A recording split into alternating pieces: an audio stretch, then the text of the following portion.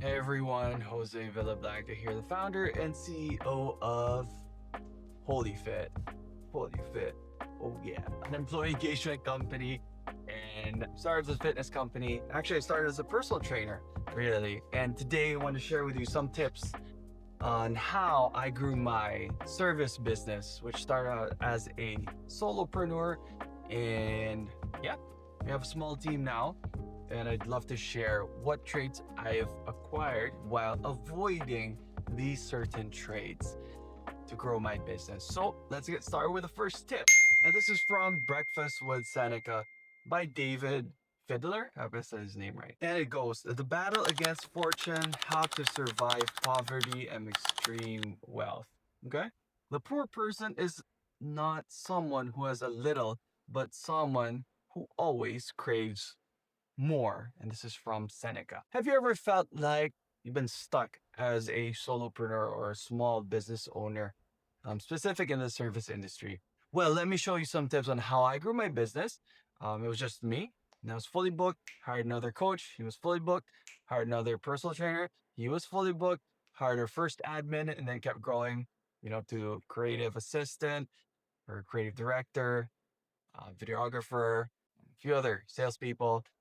And this is the video for you. I want you to learn what has worked for me and what hasn't worked so you can avoid that and save your time. So on to the second tip. So there's a study. A recent study conducted by H&R Block says 59% of all Americans constantly worry about money to some degree. As Seneca emphasized, even the most wealthy people worry about money, which still holds true. So what does that mean? That is a great question. According to Jeremy Kistner, a certified financial planner, a recent study revealed that more than half of Americans, 59%, it's almost 60, though, constantly worry about money to some degree. All right. We're in the Philippines. You may think a lot of Filipinos, well, actually, a lot of Filipinos think Americans are wealthy. All right. I think that's true too for the rest of the world. But surprisingly, yeah, for sure they have, shelter, food to eat, but a lot of them still worry, and that's a first world country. Tayo, nandito tayo sa Pilipinas ngayon, right? Swerte na tayo kung nakakain yung iba, yung karamihan kasi third world country pa rin tayo. So imagine that, guys. 60% of Americans, dami gusto mag-migrate doon. Hirap mag-Tagalog pa minsan. Yun nga, they still nagproproblema or iniisip na lang yung pera lagi. Alright? So think about that. Ito naman, even the most wealthy people worry about money. So kahit mga mayaman na Amerikano, nag-worry talaga sila. Let's worry in Tagalog, please. Anyway, moving on. According to Jeremy Kistner, a certified financial planner, survey revealed that 48% of millionaires and 20% of ultra high net worth households, that's about $5 to $25 million, were still worried about running out of money in retirement. If you read his short article, While Rich People Worry About Money, you'll see that little has changed from Seneca's time, including the reasons for worry. It's entirely valid to have financial concerns, but worry is probably not the best term to use. Ano yung ibig sabihin nun, right? 48% of millionaires nag-worry pa sila about pera. Tapos 20% of ultra high net worth. Grabe. They still worry. That's 5 to 25 million US dollars. Magkano yun to pesos? 5 times the current exchange rate is 56. 150 million pesos? Enough? Jeez, that's a lot. I hope my math is right. So yun, by simply eliminating the term worry from my vocabulary and replacing it with concern, I've become more emotionally resilient because worry is a negative emotion. By contrast, a concern is something to be addressed with reason. Yun, ano ibig sabihin nun? Alright, instead of saying, I worry too much, ang dami ko iniisip, sabihin mo na lang, concerned. Medyo concerned lang ako. Medyo pinag-iisipan ko lang palagi. Alright? Just by changing that, nag-iba na yung mindset mo. Parang hindi ganun ka-stress, diba? So yun, sometimes, well, not really sometimes, a lot of times, words or the words that you choose really, really matter. Right? Kunwari, anxious ako, stress ako na I have to present something. Pag-isipin mo, Yes, I'm anxious because I have to make a presentation in front of my boss, and that anxiety is a way to heighten my senses para gising ako. Kasi kung hindi ako anxious or hindi ako stressed, ibig sabihin nun, wala akong pake. Alright? So just by having that mindset, nag-iiba na lahat. Alright, so if you instantly want to become rich, Seneca suggests stop thinking about adding to your money, but instead subtract from your desires. Gusto ko yun. So ibig sabihin nun, Seneca, sabi niya, kaysa dagdag ka ng dagdag ng gusto mong pera or mga belongings, bawasan mo na lang yung mga desires mo. Bawasan mo na yung mga gusto mo. I mean, syempre, madali lang sabihin yun, right? Pero if you just learn these things on how to stop desires, then for sure, uh, yeah, I truly believe that people who are rich are not like necessarily financially rich or yung may pera or yung may mga belongings. Pero rich is a feeling. Wealthy is a feeling. It can be a feeling, right?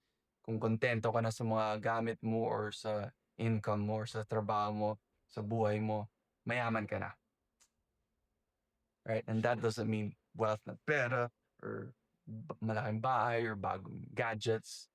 Mayaman ka na kung feeling mo na mayaman ka. Mayaman ka sa life, sa buhay, sa pamilya, sa good vibes, right? Oh, I also forgot to mention I'm also a published author. Ooh, get my book, get my book, get my book. Been life changing. All right, let's move on. The next thing is here. I like this author as well. It's a really good book, The Algebra of Wealth by Scott Galloway. Passion careers suck. Believing you have to be passionate about something before embarking on the uphill journey to mastery will lead you to careers where the supply of eager workers far exceeds the demand. Activities better suited to be avocations than and careers. Only 2% of professional actors make a living from the craft.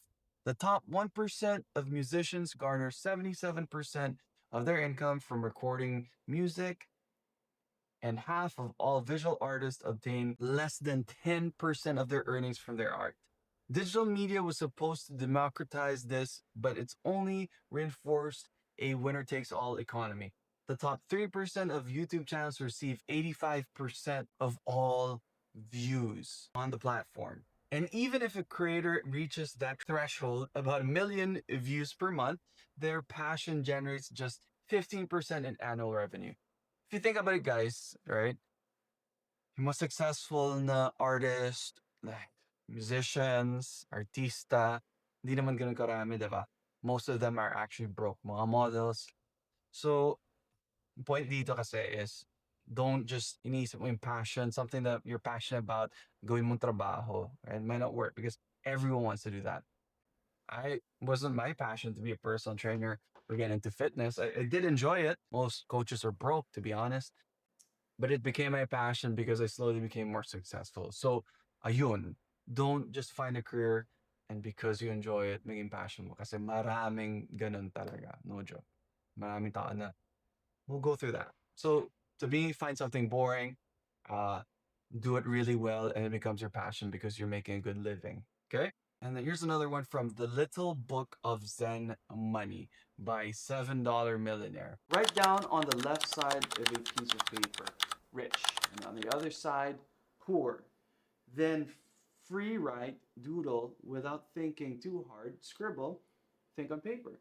Think about what you've written, or think about the words you've written and how they make you feel. The hardest enemies to fight are invisible ones. I like this. Just making them visible may remove the need for fighting. They may not even exist. Sometimes you don't know you have all these ideas about, what the rich people are like or what poor people are like or what are hardworking people like, and you have these biases. Right? But once you write it down, right, not even think or judge or react, but just start writing down your thoughts. And you start to see these things and you're like, oh my God, that's so true. Right? I would always have this idea of people who drive so fast, they want to get there ahead first, right? Maybe they're in an emergency. Baka nagmamadali sila, baka may emergency sila. Tapos yung mga slow cars naman na sakali mag-drive. medyo slow, like not just physically slow, pero mentally slow din, hindi marunong mag-drive, or baka nag-iingat lang, or baka nagpapahinga, or, chill lang siya, right? So I have all these ideas. And when I start writing them down, thinking about it, putting it from, sa utang mo, tapos nilagay mo sa papel, you'd be like, wow, I didn't realize that. Kasi lagi mo iniisip na ganun eh. Pero when you change the pattern, right, or your rhythm, makikita mo na, oh my God, may ganun pala. All right. In the podium of happiness, the silver and bronze medalists have swapped places. We all know why. The gold medalist obviously has achieved their dreams. The silver medalist can see one person between them and that unachieved dream. They were so close and they may never come this close again. So, ano ibig sabihin nun, right? The gold, syempre masaya siya, nanalo siya. Silver, hindi siya masaya kasi may nanalo. Dapat siya, second place siya. But for some reason, masaya ang third placer, ang bronze kesa silver. Bakit? Kasi nakaabot siya ng third place. Hindi siya naging fourth. In other words, naka-podium place siya. Pero mas masaya siya sa silver who actually did better than him or her, right? But iba ang mindset nila. It's because silver did not get the first and the third placer masaya siya kasi hindi siya naging fourth. Galing, no? When I read that, I'm like, wow. The fourth placer must be the bronze medalist, panalo siya, masaya siya, may medal siya. Ito naman, the fourth placer must be the most disappointed of all. She has nothing to show for all the efforts and practice she got. So close, yet so far. Totoo naman talaga. Just thinking that they're part of this great event, most people never be competing. So yan, ay, mga notes ko. Pero ibig sabihin nun, alam ko na to kasi I remember this. Masaya, yung last placer, masaya pa rin siya. At least nakasali siya sa competition. Yun, dyan siya masaya. Alright? Yung iba, nanonood lang. Or they didn't even qualify to compete. Yun. The audience feels so grateful that they are part of witnessing the Olympics. Yun, masaya sa nakanood sa Olympics. Masaya na dun. One of the best sporting events in the world. The people on the TV are happy they were able to watch it in the comfort of their own home. Each of these people are experiencing the same event at the same time in different ways, different lenses, different frames. Galing, no? So, putting yourself in their shoes, wherever they are, makes you understand things in layers. Yun lang masasabi ko dun. So, how does this help as a solopreneur, right? Understanding these things. Now, you'll never be the first. Well, not never. It's hard to be the first, right? You're competing with others. Sometimes you not be second, or if you are second, remember this: na silver medalist ka. Dapat masaya ka na you still made it kasi hindi ka masaya na second placer ka lang. Or third placer, yun. Good vibes lang kasi at least naging ano siya, podium finisher. So understand where you are in your journey, and there's always something to be grateful for throughout your entrepreneurial journey. Okay? Ganun kasi pag magnenegosyo eh, parang na-achieve ko to, okay, next. Na-achieve ko to, okay, next. Na-achieve ko to, okay, next, right? Lagi nagmamadali. But sometimes you just need to be where you are and appreciate what you have and be grateful for what you got. Okay, moving on to the next. From Nomad, no lotus. Nomad, no lotus. Barok. Diabetes. I say that now. Medium. The DI's become a J's. Christian Dior. Pediatrician. Nothing wrong with that. It's just an accent. It's just pronunciation. Pero ganun pa rin yung word, diba? Alright, the art of transforming suffering. I only want left.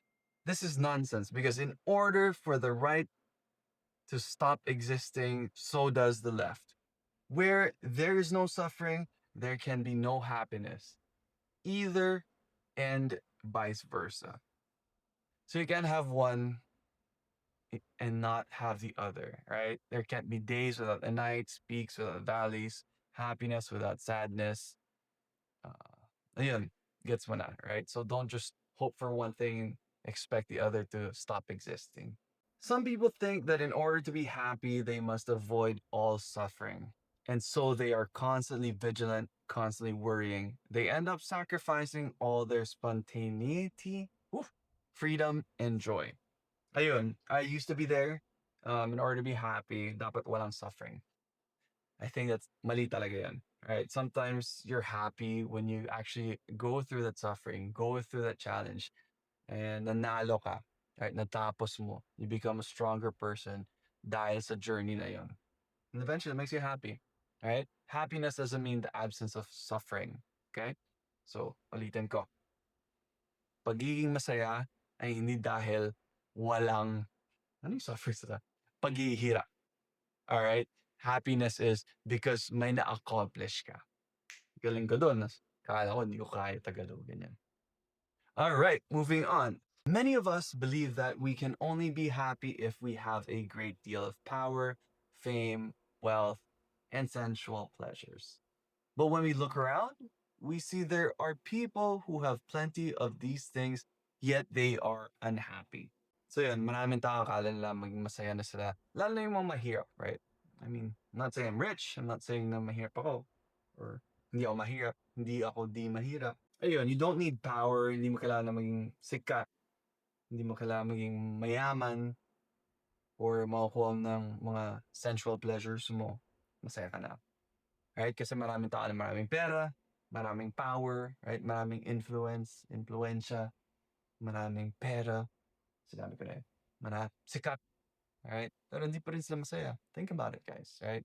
So those things won't make you happy. In fact, pera, fame, all these other things, they magnify who you are inside.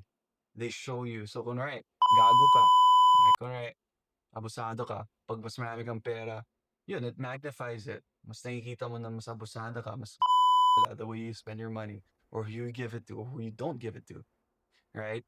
Ganun din if may fame ka, right? If you're a nice person inside, kahit hindi ka sikat, pero pag sumikat ka, may ano ka, fame, right? You'll help people, right? Kasi, yun, mabait ka na tao. But to begin with, sisikat, sumikat ka, right? And you use your fame for the wrong things, right? For all of those stories.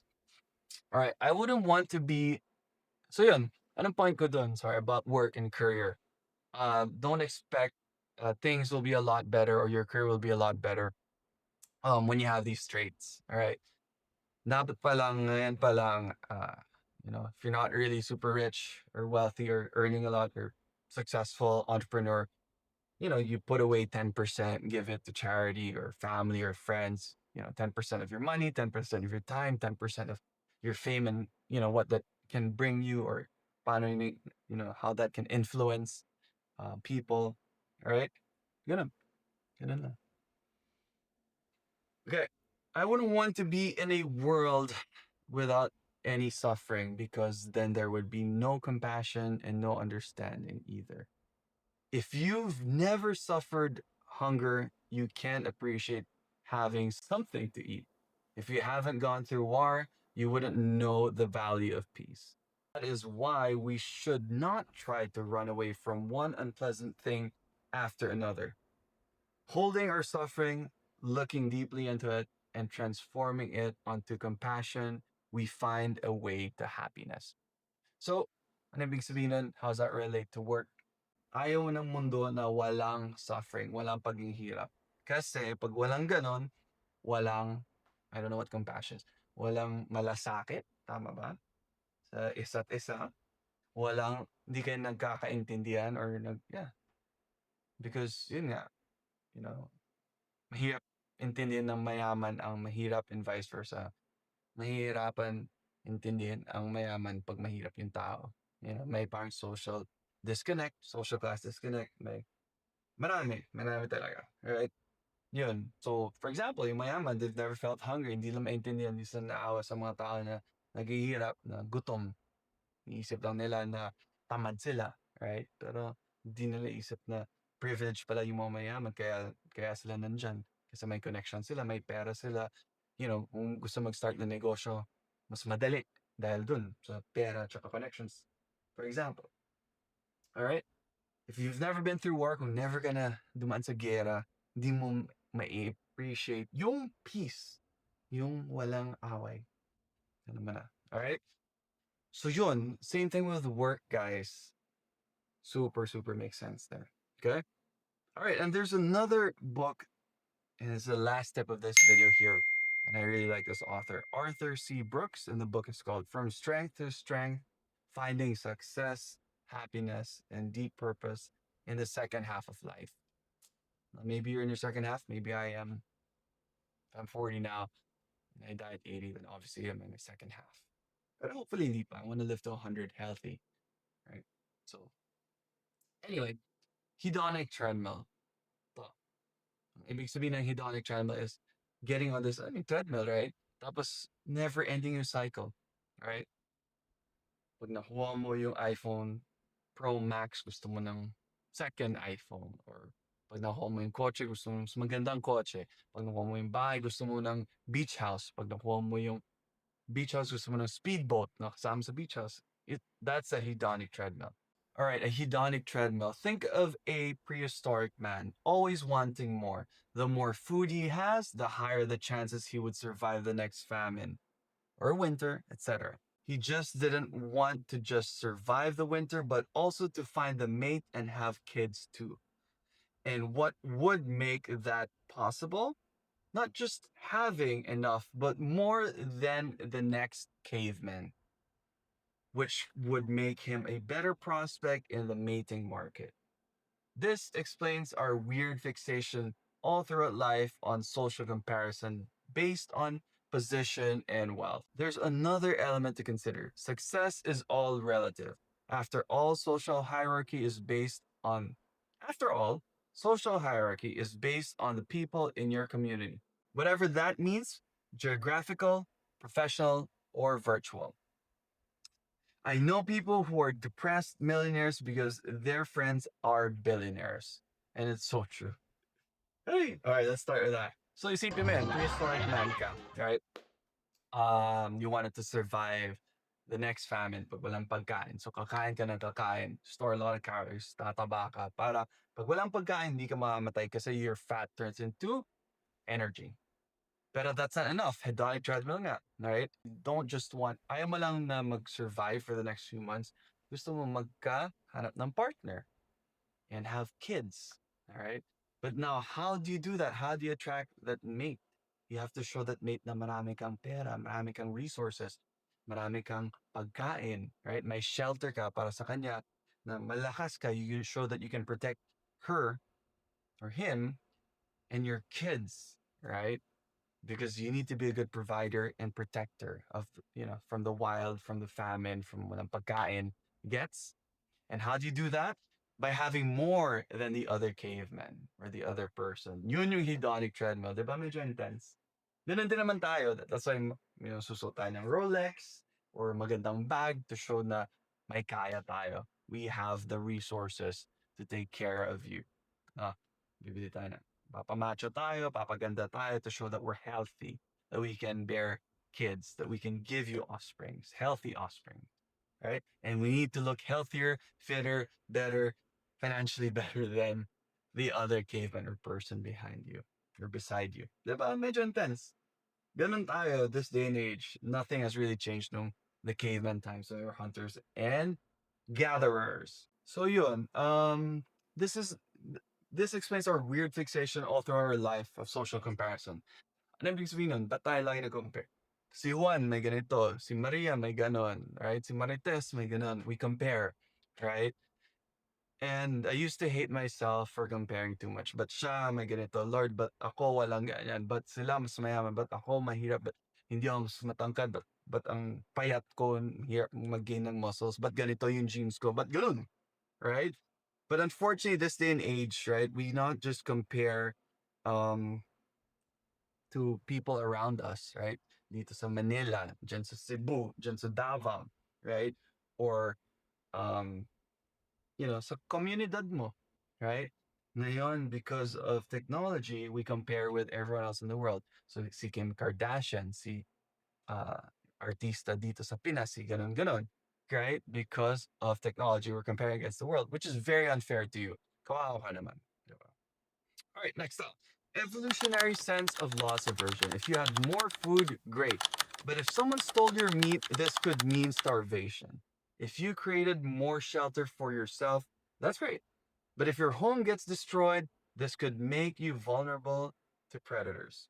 This is why we feel so bad when we lose a watch, when we have four, but don't feel the same amount of positive emotions when we gain a new watch.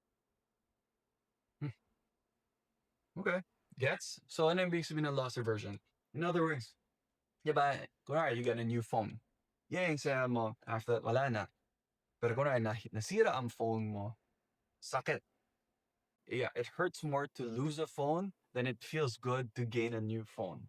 Yun yung loss aversion. Mas masakit pag nawala mo ang phone kesa mas masaya pag binigyan ka ng bagong cellphone or iPhone. Yun yung loss aversion. Kasi nga, yun, pag nakakuha ka ng pagkain, great, extra pagkain. Pero pag wala kang pagkain, baka mamatay ka. Pag may extra shelter ka, great, extra shelter. Hindi naman ganun ka incremental ang gains mo dun kasi may shelter ka naman. Pero kung wala kang shelter, baka mamatay ka kasi kakainin ka ng tiger or lion. So yun, that's why loss aversion is real. So kung alam mo yun na nafe-feel mo pag nawala ka ng trabaho or ng pagkain, ng gadgets, ng whatever it is, kaya ganun, evolution. And when I realized that, it helped me so much. It's like, okay, I get it. Now I can move on. All right, so the last thing is satisfaction equals what you divide by what you want. Satisfaction equals what you have divided by, kailangan nun, what you want. So ano ibig sabihin nun? Kung gusto mo being satisfied, what you have na sa taas, divided by what you want sa ilalim. So, how do you become satisfied? Paano maging satisfied? You can either try to work on getting more, right? Or bawasan mo ang gusto mong makuha, what you want.